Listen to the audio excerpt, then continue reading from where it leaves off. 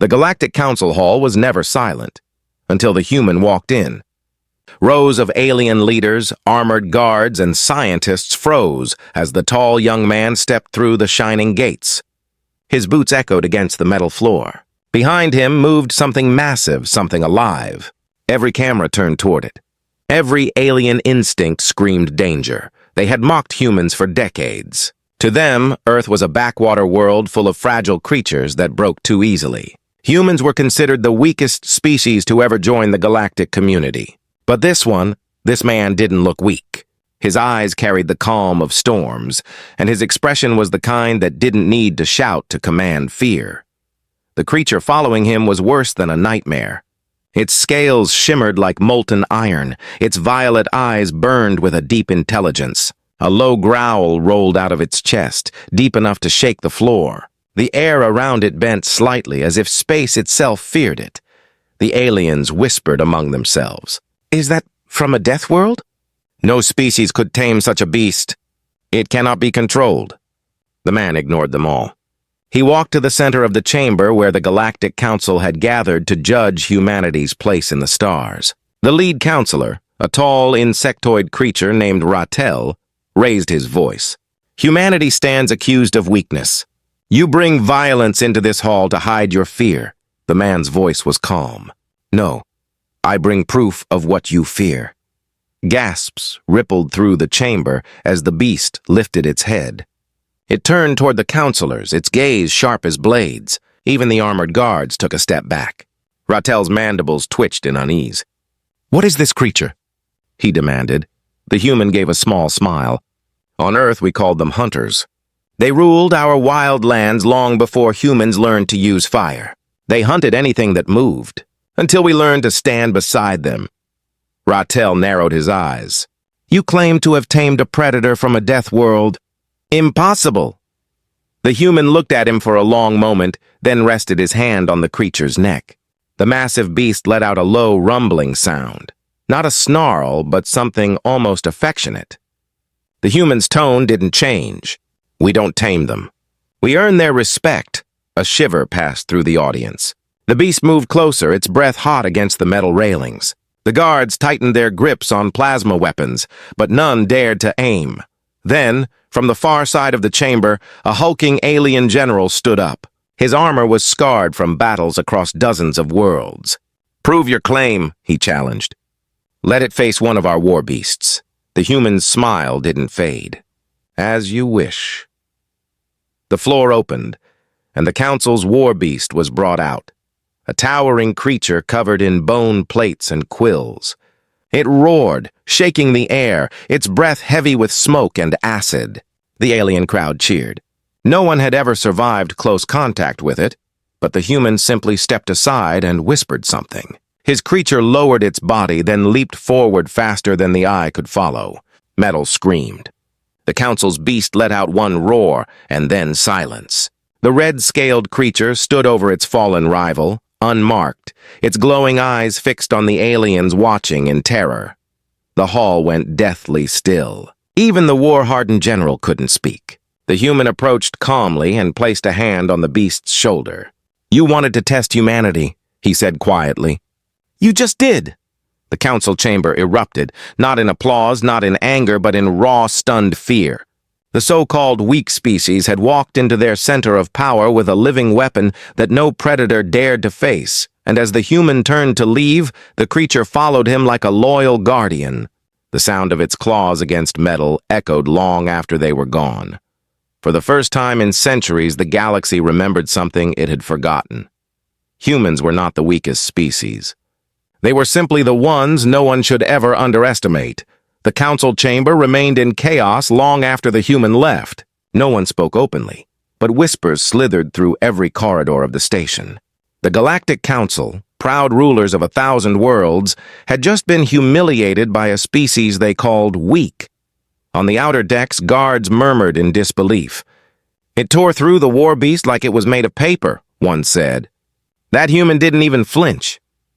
Another added quietly, "If Earth can create creatures like that, we've underestimated them for far too long." But not everyone was silent in awe. General Kareth, The same warlord who had challenged the human stormed into the command chamber. His claws scraped the metal desk as he slammed his fist down. "That thing is a threat! I want every file, every record on Earth's wildlife brought to me now!" His eyes burned with fury, but beneath it, fear flickered.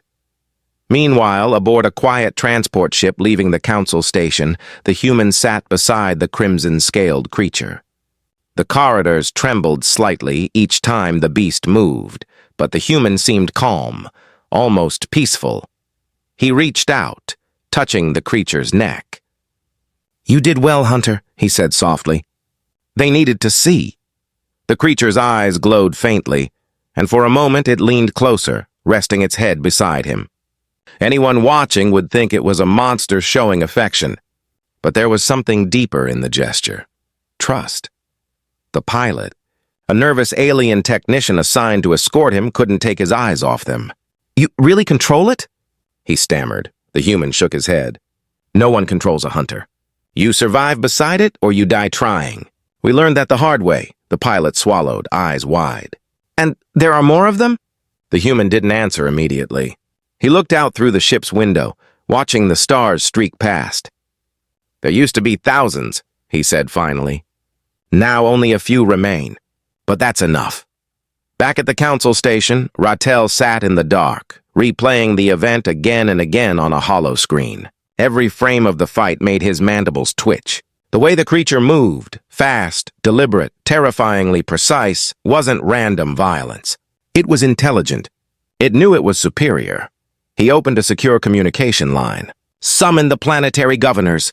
We must understand what humanity truly is," a voice answered through the static. "Do you plan to challenge them?" Rattel hesitated. "No," he said finally. "You don't challenge something that walks with predators of that kind. You observe." Across the galaxy, word spread like wildfire. Colonies began whispering stories of the human beastmaster, the one who brought a creature that even warlords feared. Some called him a hero, others a monster, but on Earth, deep beneath the surface, in a facility built among old ruins, others were already preparing. In a dimly lit chamber, holograms of various humans flickered around a table. "He revealed himself too early," one woman said sharply. "The council will respond," an older man replied, his tone cold but calm. "It was necessary. They needed to see that humans are not prey. They needed to remember what made us survivors." Another leaned forward. "And the creature? Is it truly one of the last?" The older man smiled faintly. "No, it's one of the first." Far away, the human and the hunter landed on an unmarked planet. The air was thick with alien mist, the ground pulsing faintly under their boots. The creature lifted its head, sniffing the air. Something in the distance stirred. A deep growl, old and primal. The human tightened his grip on his weapon, a simple rifle compared to the galactic standard, but his voice stayed steady. "Looks like the council's already sent a welcoming party."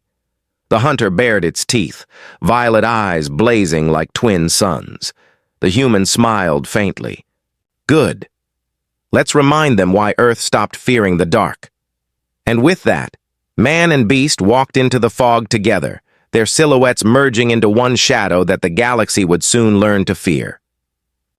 The mist clung to the ground like a living thing, thick and cold, muffling sound and swallowing light. The planet was officially uninhabited, but that was a lie. The human could feel it in the air, that sharp tension that came before a hunt. The hunter's scales shifted faintly, catching traces of movement beyond the fog. "Scouts," the human murmured. "Council troops. They came faster than I expected." The creature gave a low growl that vibrated through the earth. Its violet eyes flared, tracking invisible shapes ahead. The man placed a hand on its shoulder. "Easy. Let them make the first mistake." In the distance, through the mist, alien voices crackled over comms. Target confirmed. "Human male and unknown creature. Proceed with caution." They advanced, their armor glinting under pale light. Elite soldiers, hand-picked by General Kareth himself, spread out across the ridge. Their weapons hummed softly, plasma rifles aimed and ready. "On my mark," said their commander, his voice cold. "Contain the beast.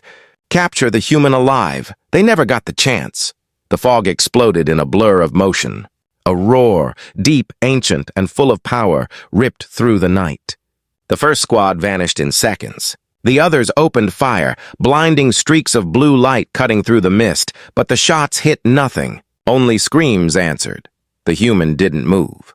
He stood still, his calm expression never changing, his gaze locked forward.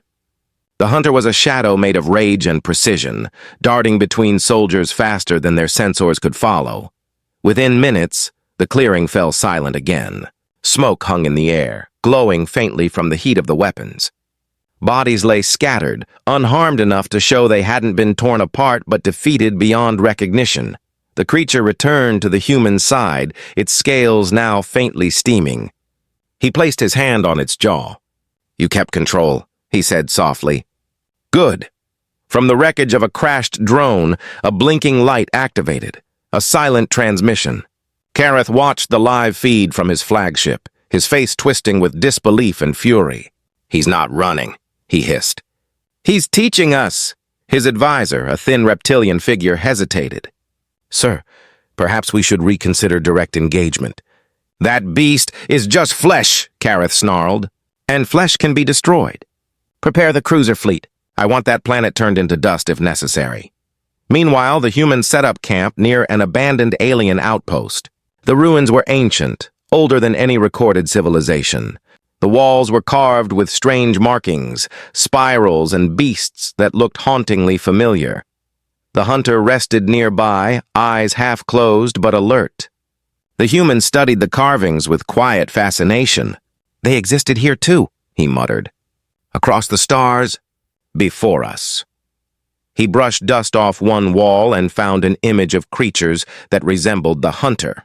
Massive beasts standing beside smaller humanoid figures. Protectors and companions. A bond older than history. He felt a chill crawl up his spine.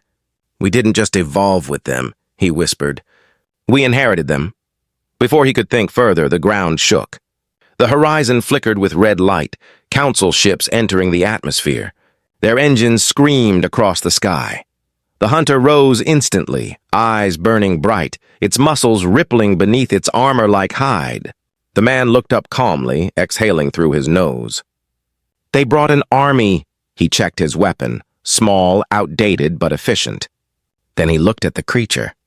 "They think they're hunting us." He smiled faintly. "They're wrong!" The hunter let out a thunderous roar that echoed through the valley. The human's silhouette stood firm against the growing storm of fire descending from the sky. Above them, the first plasma bolts struck the ground. The war had officially begun, and for the first time in generations, the galaxy was about to see what happened when humans stopped running and started fighting back. The first bombardment hit the surface like the wrath of a dying star. The ground shook, splitting into molten cracks that glowed red beneath the alien mist. Trees burned, rocks shattered, and the air filled with thunder. From orbit, the Council fleet rained destruction. Everything they had, everything they feared. But when the smoke cleared, the scanners showed something impossible. The human and the beast were still standing. The man's uniform was torn, his face streaked with dust and blood. But his eyes, those calm, steady eyes, hadn't changed. The creature beside him stood unbent, its crimson scales glowing faintly as if the heat itself had been absorbed and turned into strength. Its roar rolled through the battlefield, a sound that reached all the way up to the ships above. "Impossible," one officer whispered aboard Kareth's command ship.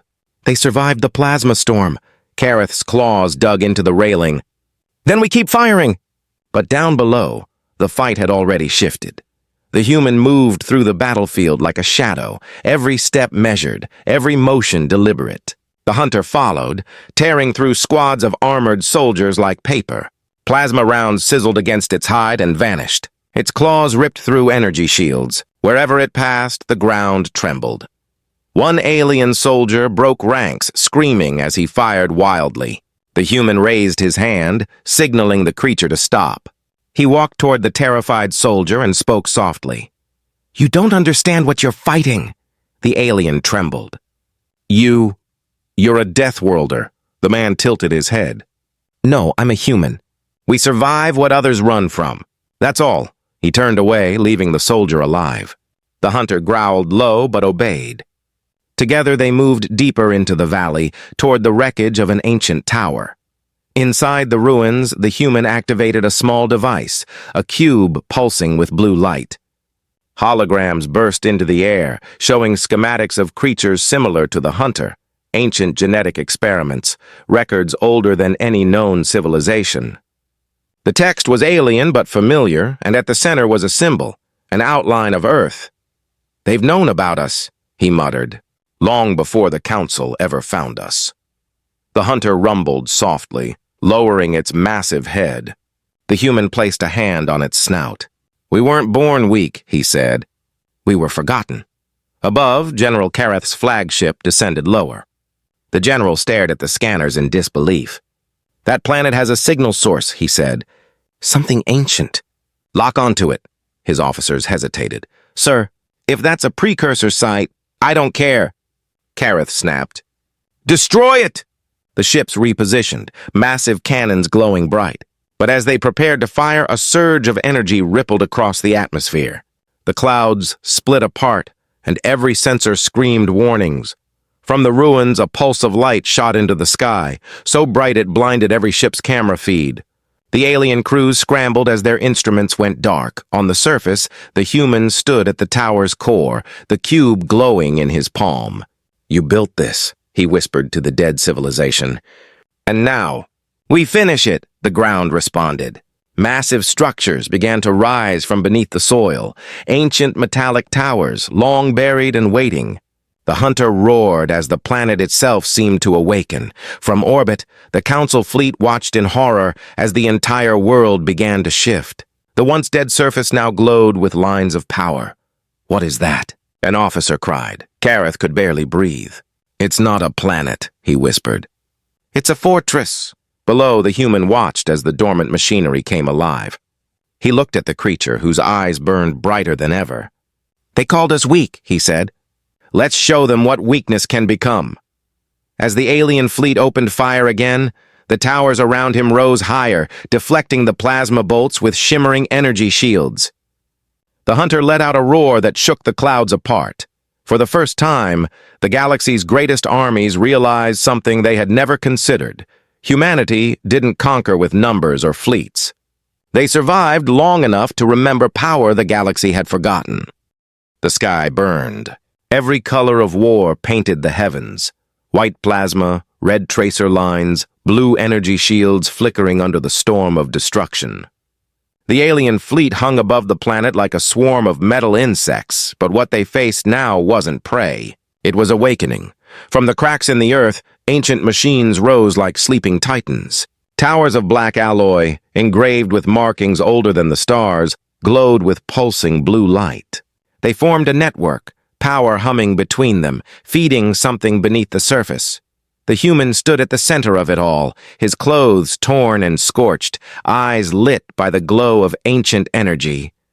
The hunter crouched beside him, muscles tensed, its scales shimmering with liquid fire. Above, Kareth's voice thundered through the fleet command channel. "Focus all fire on the human's position. I want nothing left standing." The ships responded instantly. Beams of light cut through the clouds, hammering the valley with enough force to melt mountains. The ground screamed as it split apart. But when the light faded, the human was still there. A shimmering dome surrounded him, a barrier of ancient design, transparent yet solid as diamond. The towers had connected, and the old machines had chosen their protector. The man lowered the cube, now fully integrated into his armor, glowing faintly like a heart of living light. He spoke softly, almost to himself. "So this is what they left for us." The hunter's tail lashed behind it, its violet eyes fixed on the sky. From the barrier's reflection, both man and beast looked like gods rising from the ashes of a forgotten world. Then, the barrier pulsed. A surge of energy erupted upward, tearing through the atmosphere. Dozens of Council ships lost power instantly, falling out of formation like broken toys. Chaos spread through the fleet, Kareth roared. "Stabilize the systems." "Now!" his officers panicked. "Sir, the power readings are off the charts. It's rewriting our systems." "That planet's core is alive!" Back on the surface, the human turned toward his companion. "They wanted war," he said quietly. "Let's give them one they'll never forget." The hunter responded with a roar that rolled through the entire planet. Its claws dug into the ground, and strange symbols began glowing beneath it, patterns that connected with the towers. Energy flowed through the creature's body, merging with the pulse of the world itself. Then the sky split open. Massive energy projectiles, pure focused power shot upward, piercing the atmosphere. They tore through the lead ships in seconds, shredding shields and hulls like paper. Whole cruisers detonated, lighting up the void in waves of blue fire. The fleet broke apart. Ships fled in every direction, but the human didn't pursue. He simply watched as the sky burned. When silence finally returned, only wreckage drifted above the planet. Smoke curled across the horizon. Kareth's flagship, one of the few still operational, hovered at a safe distance. The general stood motionless, staring at the devastation. "What are they?" he whispered. "What kind of monsters did we mock?" An officer's voice trembled. "Sir!" "They weren't monsters." Kareth turned sharply. "What?" The officer swallowed hard. "That creature, it obeyed him. It protected him. They're not controlling the galaxy's predators. They're partnering with them." The general's voice was low. "No empire can survive that kind of bond." On the planet, the human walked through the smoking ruins. The hunter followed close, occasionally sniffing at the ground, ever alert. The man stopped and looked at the sky. "They'll be back," he said quietly. "They always come back when they're afraid." He rested a hand against the creature's scaled neck. "Let them come. They still don't understand." The hunter turned its glowing eyes toward him. The human's voice softened. "They think we're dangerous because we fight. But it's not the fight they should fear. It's what we protect." Far above, the surviving fleet limped back toward the stars. The galaxy would never forget this day. A single human and a single beast had defeated an empire's army, and somewhere deep within the planet, something vast stirred again. A pulse that promised the story wasn't over. The world was quiet after the storm. Ash drifted like snow across the broken landscape, and the towers that once glowed with raw energy now pulsed faintly, like a sleeping heartbeat. The air still smelled of ozone and burnt metal. The war was over, at least for now. The human stood at the edge of a cliff, overlooking the blackened valley. His armor was scarred and cracked, his hands bruised, but his posture was unshaken. The hunter rested beside him, its body coiled in silent vigilance. Even wounded, it radiated strength. The violet light of its eyes flickered softly in rhythm with the hum beneath the ground. "They'll regroup," the man said quietly, almost to himself. "They'll come with more ships, more weapons." The hunter tilted its massive head, a low rumble escaping its chest. The sound wasn't fear. It was readiness. He gave a faint smile. "I know. We'll be waiting." Far above, deep in the wreckage of the Council fleet, General Kareth stood before a flickering holomap of the devastated planet. The glow reflected off his scarred face. The silence of his command deck was unbearable. Every officer knew the truth. No fleet, no weapon had ever faced a single human and survived like this. An aide approached timidly. "General." "The Council demands your report." Kareth's mandibles tightened. "Tell them this, humanity is not weak. They are what every empire fears, a survivor that learns faster than it dies." He turned away, voice low. "And they're not alone anymore." Across the galaxy, news spread like fire. Colonies whispered of the human beastmaster. Some called him a myth. Others called him the first of a new age. Videos of the hunter's roar filled every broadcast network. And in the darkness of their worlds, many alien species began to wonder, if one human could do this, what would happen when all of humanity stood together? Back on the planet, the human descended into the heart of the ruins. The cube pulsed in his hand again, brighter than before, reacting to something deep below. He reached a massive chamber lined with strange metallic veins. The walls were alive with light, the same hue that shimmered beneath the hunter's scales. "It's waking," he murmured. "The old ones left this. For us." The ground vibrated softly. The hunter stepped forward, its claws clicking against the ancient floor. The lights grew stronger, swirling symbols forming patterns, shapes of humans and beasts standing together not as masters and slaves but as equals. A voice, faint and ancient, filled the air. It wasn't language, it was instinct, memory, power. The human closed his eyes, letting the meaning wash through him. He finally understood. The creatures weren't weapons, they were guardians. And long ago, humanity had been chosen, not for dominance, but for balance. He looked up at the hunter. "We're not just protecting Earth anymore, are we?" The beast blinked slowly, lowering its head until its eyes met his. There was something almost proud in its expression. Outside, the towers began to hum again, their lights spreading across the surface. Energy veins reached outward, forming an invisible shield around the entire planet. The world itself had accepted its guardians once more. The man stood in silence for a long moment, then said softly, "Let them come. The galaxy wants to test us again? Then it will remember who we are." He turned and began walking toward the light, the hunter beside him.